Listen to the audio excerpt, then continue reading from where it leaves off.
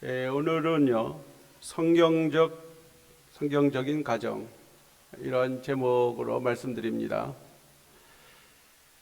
오늘 본문에서 사도 바울 선생님은 가정에 대해서 말하고 있습니다. 이러므로 사람이 부모를 떠나 그 아내와 합하여 그 둘이 한 육체가 될지니 이 비밀이 크도다. 내가 그리스도와 교회에 대하여 말하노라. 그러나 너희도 각각 자기 아내 사랑하기를 자기같이 하고 아내도 그 남편을 경외하라.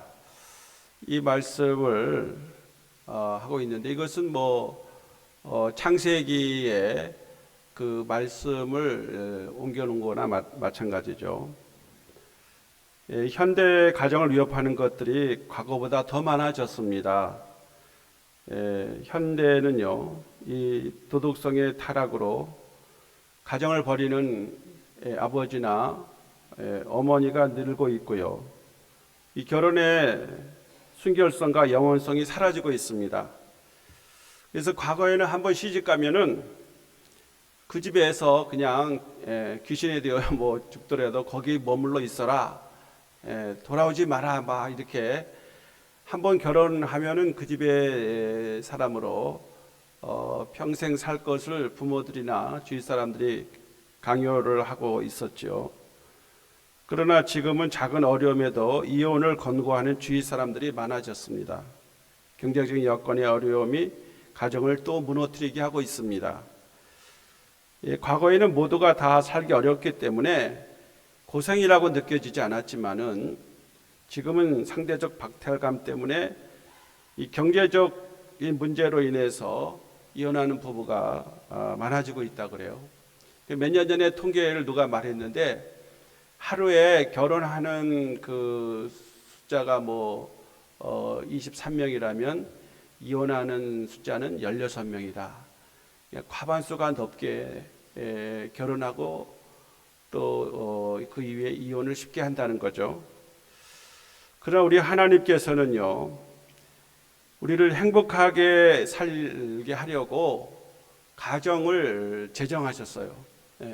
그래서 이 가정이라는 것은 사람이 어떤 그 본능에 의해서 만들어진 게 아니고요.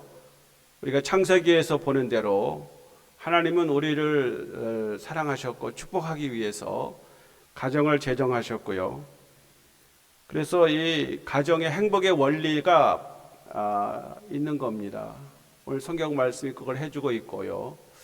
그래서 우리가 이 땅에 결혼한 이후에 30년, 많게는 50년, 60년도 부부로 해로하고 있지 않습니까?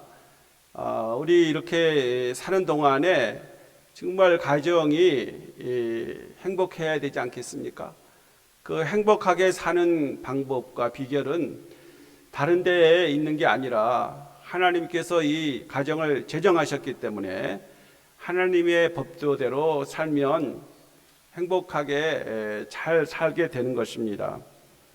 자, 그래서 오늘은 우리가 이 성경적인 가정은 어떠한 가정이냐, 우리가 다 아는 얘기일 수 있습니다만은 다시 한번 이 아침에 정리해 보기를 원합니다. 하나님께서 창조하신 원리대로 결합한 가정이 성경적인 가정이죠. 하나님께서 창조하신 그 원리대로 결합하는 가정이 성경적인 가정이라는 것입니다. 창세기 2장 22절 24절에 말씀하십니다. 여호와 하나님이 아담에게 취하신 그 갈빗대로 여자를 만드시고 그를 아담에게로 이끌어오시니 아담이 이르되 이는 내 뼈 중에 뼈요 살 중에 살이라. 이것을 남자에게서 취하였은즉 여자라 부르리라 하니라. 이러므로 남자가 부모를 떠나 그 아내와 합하여 둘이 한 몸을 이룰지로다. 이렇게 말씀하고 있어요. 하나님께서 이 세상의 남자와 여자로 태어나게 하십니다. 그리고 장성하여 하나님의 섭리 가운데 가정을 이루는 것이 하나님께서 창조하실 때의 원리입니다.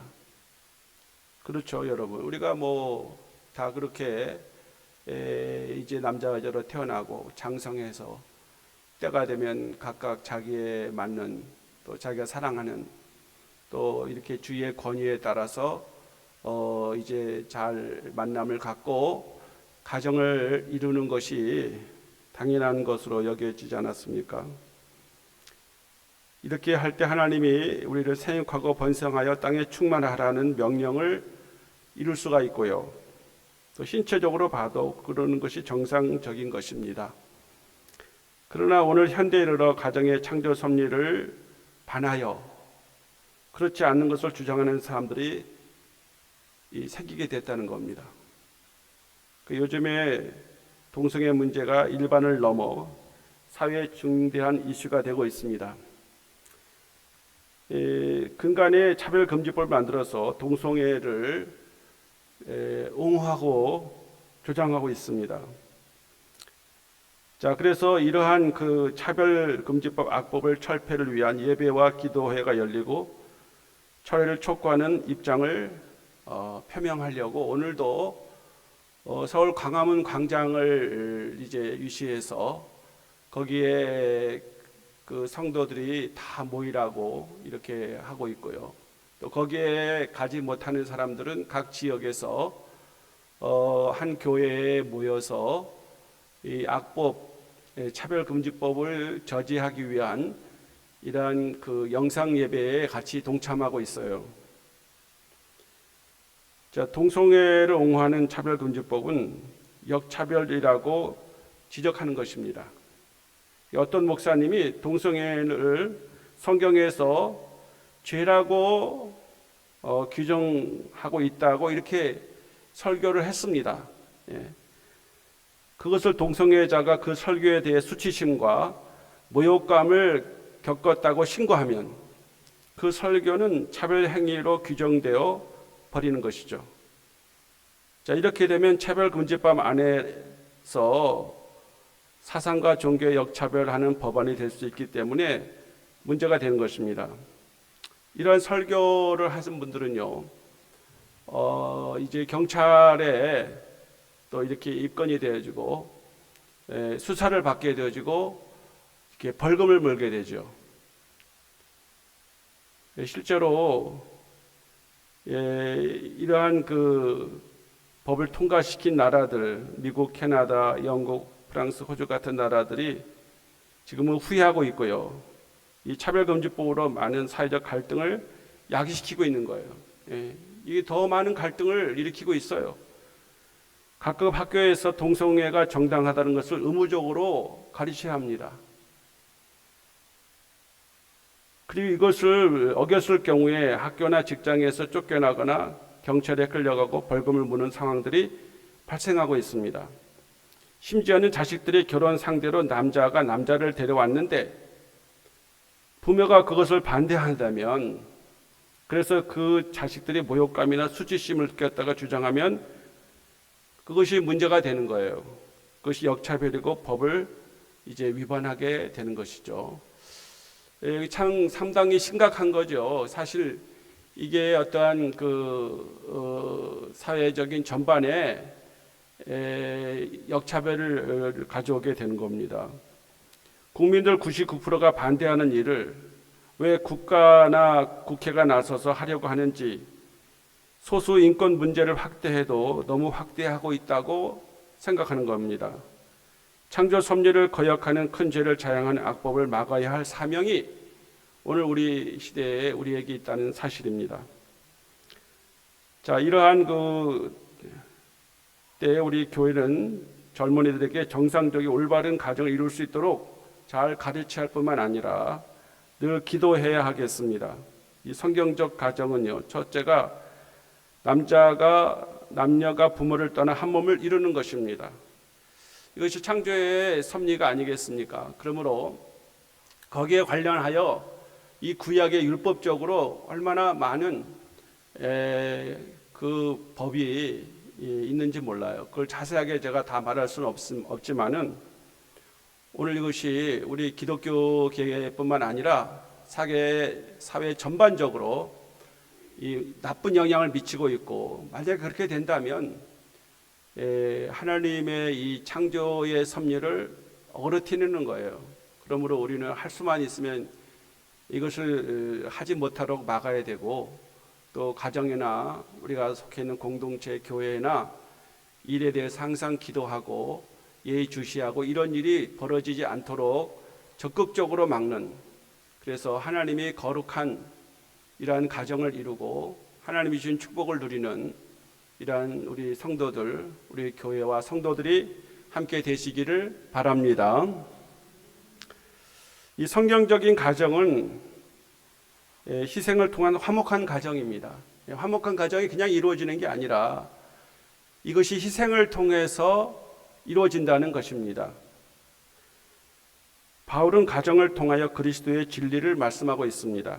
여기 하나 되라는 말씀은 화목하라고 하는 말씀이에요. 이 하나가 어떻게 됩니까, 여러분? 서로 다투고 싸우고 이렇게 분쟁하고 갈등하면은 하나가 될 수가 없지 않습니까? 그렇기 때문에 이 화목은 그렇게 말처럼 쉬운 것은 아닙니다. 그렇다고 해서 불가능한 것도 아니에요.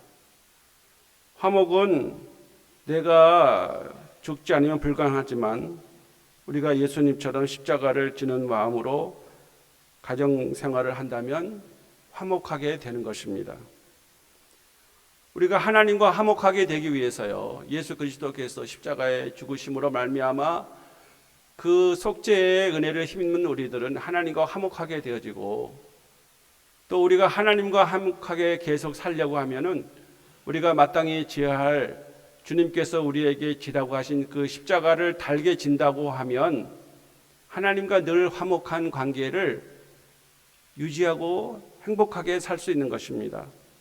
마찬가지로 우리가 다른 인간과 다른 어떠한 사람과 화목하게 하려고 하면 서로 이해를 해야 되고 서로 맞추어 살면 되는 것입니다. 그러나 여기에는 엄청난 포기와 희생과 양보가 요구되는 거예요. 그냥 되는 게 아니죠. 우리가 다 개성적으로 다르기 때문에 개성적으로 다른 사람이 어떻게 한 공동체 안에서, 한 울타리 안에서, 특별히 그 가정 안에서 자기가 평생 살아온 스타일과 방법이 다른데 어떻게 하나가 그냥 될 수가 있겠습니까?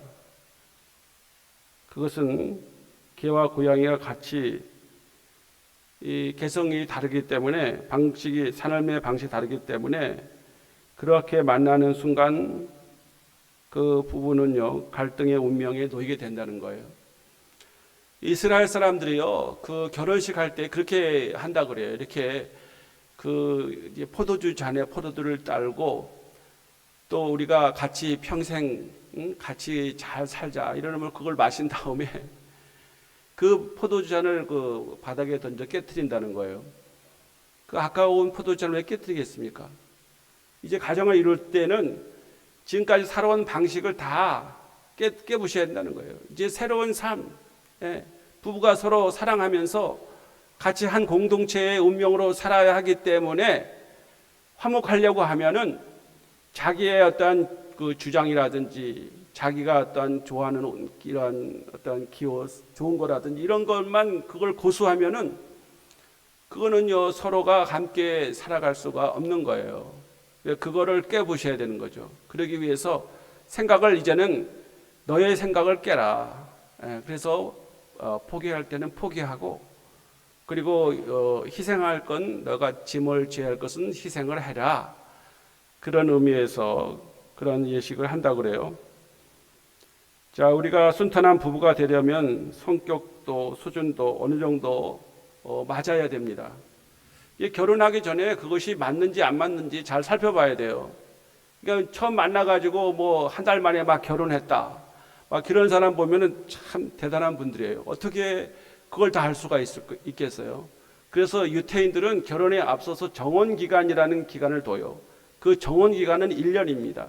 그 1년 동안은 아직 살지 않으면서 약속은 해요. 그런데 이게 아니다 싶으면은, 이게 문제가 있는 이러한 사람이라고 하면은 그때 파혼할 수 있어요.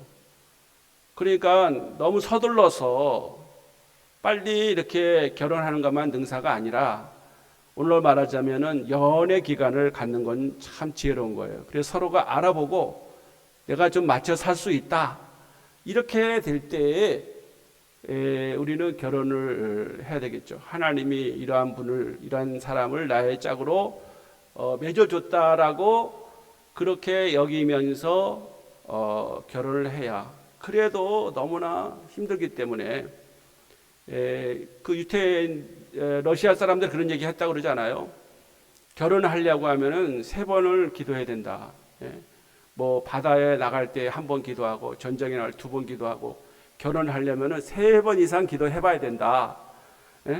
전쟁터보다 더 험난한 것이 가정에 함께 사는 거라고 얘기할 정도이니까 더 기도를 해봐라. 정말 네가 어려워도 힘들어도 가난하고 병들어도 정말 너가 살아갈 수 있겠느냐라고 스스로에게 자문해보고 결혼하라는 것입니다. 자, 어떤 부부가 결혼을 해서 죽도록 사랑해서 결혼했습니다. 근데 안타깝게도요, 황혼이혼을 했다는 것입니다. 황혼이혼. 황혼이혼은 몇 살입니까, 여러분? 65세 넘어가면 이제 우리가 경로 대우를 받으니까 아마 60, 70대 이렇게 되었을 때 이혼을 했어요. 그 이유를 물어보니까 평생 자기가 좋아하는 음식을 해주지 않고 부인이 좋아하는 음식만 해서 만들어줬다는 거예요.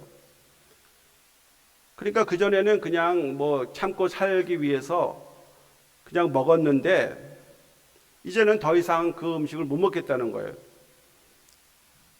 자, 왜 그렇게 됐을까요? 소통의 부족이죠. 그 부인에게 이런 음식을 좀 먹고 싶은데 우리 어머니가 이런 음식을 만들어 줬는데 당신도 좀 만들어서 나에게 좀 먹여주면 좋겠다. 이렇게 해야 되는데 그렇게 하지 않은 거예요. 알아서 해주겠지. 자, 이렇게 소통 부족입니다. 서로가 서로를 너무 사랑한 나머지 자기가 가장 좋아하는 부분을 먹지 않고 남편을 위해서 자기의 습관을 따라 대접을 했는데 남편은 그것을 상대방은 나쁜 것으로 준다고 오해한 것이에요. 자기는 최선을 다해서 남편에게 상을 잘 차려줬지만은 이제는 이런 음식은 내가 그만 먹겠다라고 해서 늦게 이혼을 한 거죠.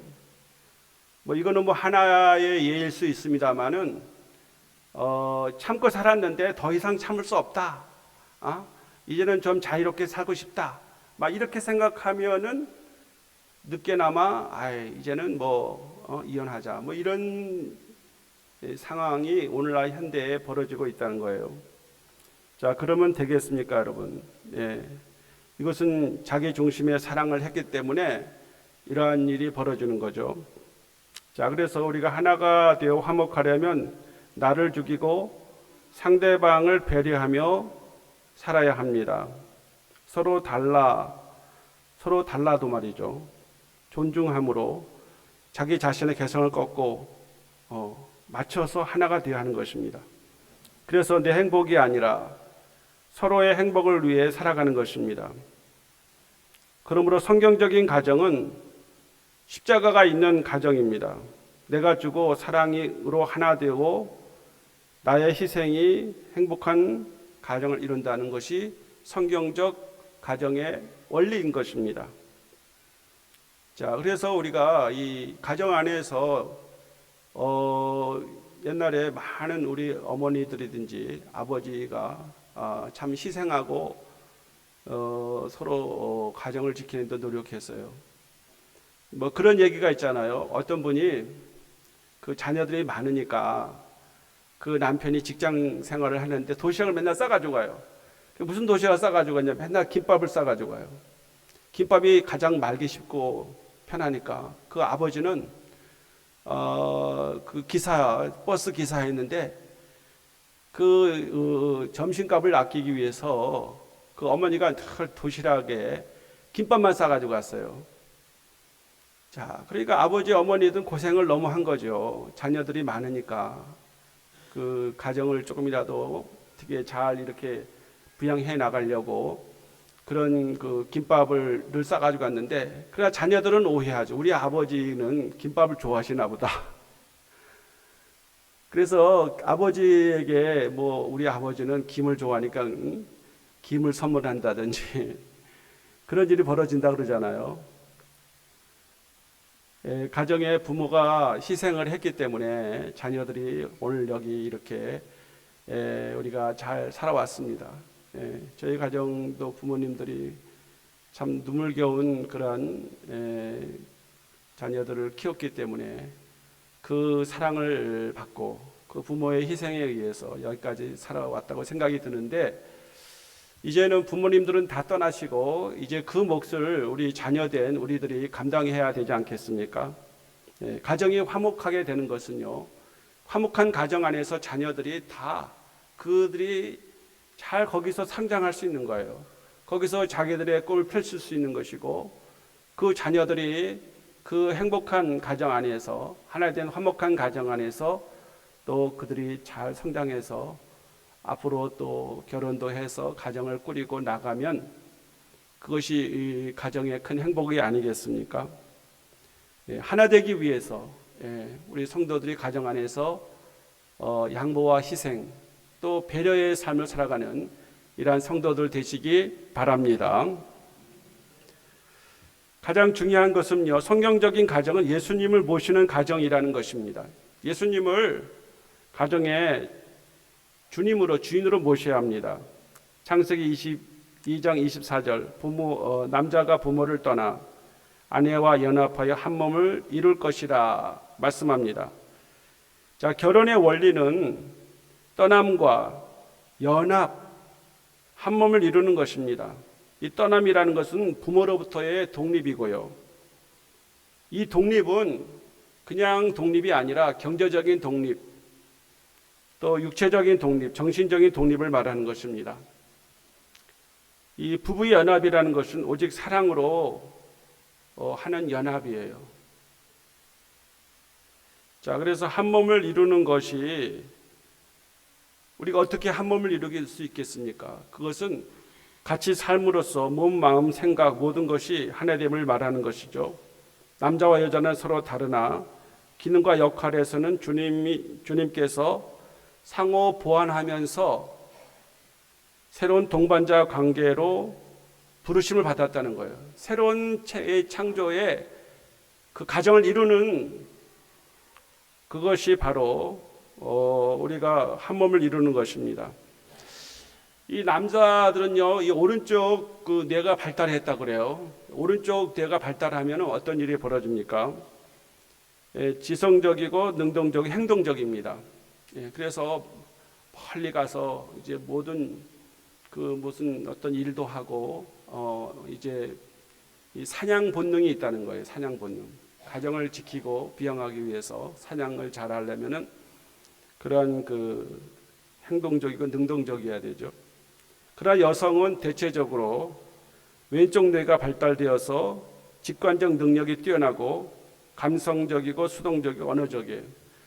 이 여성분들이 감성적이기 얼마나 말을 잘합니까? 그 말로 여러분 우리가 여성 아내를 이길 수가 없어요. 그 말로 여성을 아내를 이기는 사람은 대단한 사람입니다. 어떻게 그 말로 여성을 이길 수가 있겠습니까? 그거는 그런 생각의 발상은 하지 않는 게 좋아요. 어떻게든지 부인은 막 말하면 그저 들어주고 아 그러냐고 그러겠지. 그냥 그거는 억셉트 받아들이는 거예요. 그냥 그거에 뭐 비판을 가하고 뭐 왜 그런 소리를 하냐 그렇게 말할 필요가 없어요. 그냥 그 직관적으로 느끼는 거를 생각나는 걸 얘기하는 거예요. 그러면 그냥 그저 그렇겠다 박수 쳐주고 그렇겠지 동의해 주면 되는 거예요. 그래서 남편은 그리고 자기 할 일만 정말 잘하고 이렇게 부인을 이제 살살 이렇게 올려주면서 믿음으로 우리가 살아야 돼요. 부인에게 여러분 존칭을 말을 쓰는 사람이 참 행복한 사람입니다. 저는 맨날 그런 건 아닌데 사실 어떤 때는 일어나서 아침에 안녕히 주무셨습니까? 그냥 제가 조금 이분을 기분 좋게 하려고 그냥 굿모닝 하는 게 아니라 다 인사를 하면서 그간에 밤새 안녕히 주무셨습니까? 얼마나 고생합니까? 예? 시집 와가지고 가정 고생을 다 한 부인 아닙니까? 자, 그래서 하나님께서는요, 이 부부를 돕는 배필로 지음을 받았어요. 그러니 가정의 질서는 하나님이 정하여 주셨습니다. 고린도전서 11장 3절에 그러나 나는 너희가 알기를 원하노니 각 남자의 머리는 그리스도요 여자의 머리는 남자요 그리스도의 머리는 하나님이시라고 했습니다. 우리 여자의 머리는 남자고요. 또 남자가 그 위에 누가 있습니까? 예수님이 계신 거예요. 그러니까 예수님에게 우리가 늘 순종하고 우리 예수님 안에서 믿음으로 살 때에 예수님이 우리의 가정을 선하고 아름답게 해주시는 겁니다. 또 가정에서 남편과 아내가 서로 소중히 여기며 평등해야 됩니다. 고린도전서 11장 11절에서 그러나 주 안에는 남자 없이 여자만 있지 않고 여자 없이 남자만 있지 아니하니라. 예, 남자는 여자에게서 나고 또 여자 없이 남자만 있을 수 없어요. 여자도 남자도 다 우리가 평등하게 하나님이 우리를 창조하신 겁니다. 자, 그래서 기독교 가정은 예수님께서 중심이 계신 것을 알 수가 있습니다. 우리 구성원, 가족의 모든 구성원은 주님을 의식하고 사는 것이죠. 눈에 보이지는 않지만 예수님이 우리와 함께 산다는 생각으로 살아야 합니다. 눈에 보이지 않죠, 예수님. 여러분이 집에 예수님 사진을 하나씩 좀 걸어 놓으세요. 저희 그 앞에 예수님이 그 우리 거실에 있어요. 그러면 예수님 앞에서 정말 이 예수님 앞에서 우리가 나쁜 말을 못 해요. 예수님이 보고 계시지. 예수님이 지금 우리를 지켜보고 있지. 그러니까 이제 큰 소리도 못 하고요. 어떻게든지 우리가 예수님 앞에 죄 짓지 않는 생활을 해야 되겠다. 사실 저희 집에는요, 내가 이거 자랑해야지만 방이 4개가 있어요. 방마다 예수님의 사진이 걸려 있어요. 그 예수님의 사진이 우리 사진을 조금 높이 걸어요. 제가 일부러. 예? 우리 사진은 다 밑에 걸습니다. 예수님이 우리 가정의 중심이고 높으신 분이지 우리는 그 밑에 우리는 주님 앞에 믿음으로 우리가 살아야 되지 않겠냐 이런 생각을 갖습니다. 여러분 집에 많은 그림이 있어도요, 무슨 그림 하나 있어야 됩니까? 여러분 가족 사진만 많이 붙이지 말고 집에 가면 다 가족 사진이 요즘에는 뭐 이만하게 그려가지고 뭐 찍어가지고 있는데 예수님 사진을 하나 걸어 놓으세요. 그러면 예수님이 이 집에 계시다 이런 생각을 자연적으로 갖게 되는 거예요. 여호수아 24장 15절에 오직 나와 내 집은 여호와를 섬기노라고 했습니다. 여호와가 이 선언대로 이스라엘 백성들을 오직 하나님을 섬기도록 이끌었습니다. 네, 그렇습니다. 우리 하나님을 섬기는 가장 좋은 방법은 예수님을 주인으로 모신 가정이고, 그렇게 하려고 하면은 가정 예배를 드리는 것이 너무나 좋습니다. 가정 예배를 통해서 예수님 안에서 하나가 되어지면 주님의 은혜가 우리의 삶 전반에 임하여서 주님의 뜻이 이루어지는 행복한 가정이 되는 것입니다.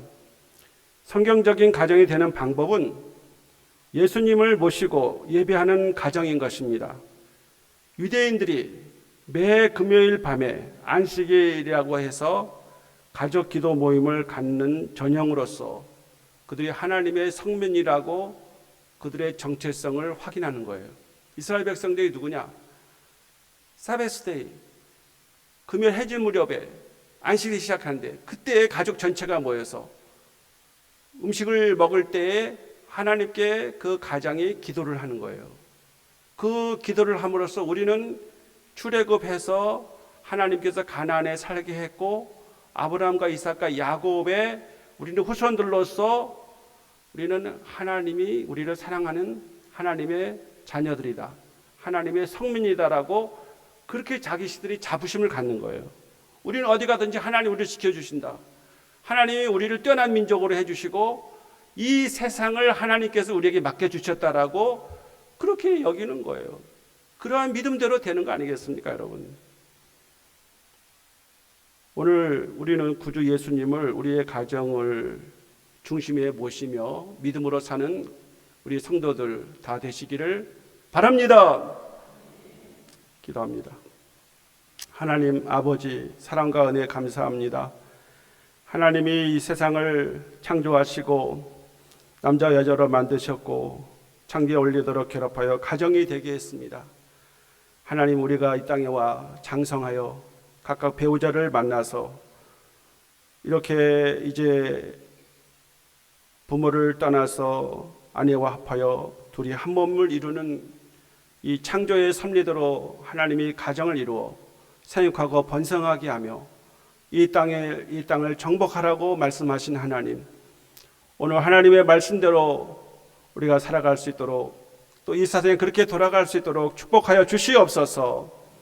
화목한 가정을 만들기 위해서 우리 가정의 모든 남편들과 아내들이 다 자기가 져야 할 십자가를 달게 질 수 있게 해주시고, 특별히 예수님이 우리 가정의 주인이 되어 주셔서 우리 한 사람 한 사람을 주님이 다스려 주시고 예수 그리스도 안에서 품어주시고 가정 예배를 드림으로 하나님께 영광을 돌리고, 또한 우리의 모든 기도와 소원과 간구가 하나님께서 들으심으로 말미암아 행복하고 거룩한 가정이 되게 해 주시옵소서.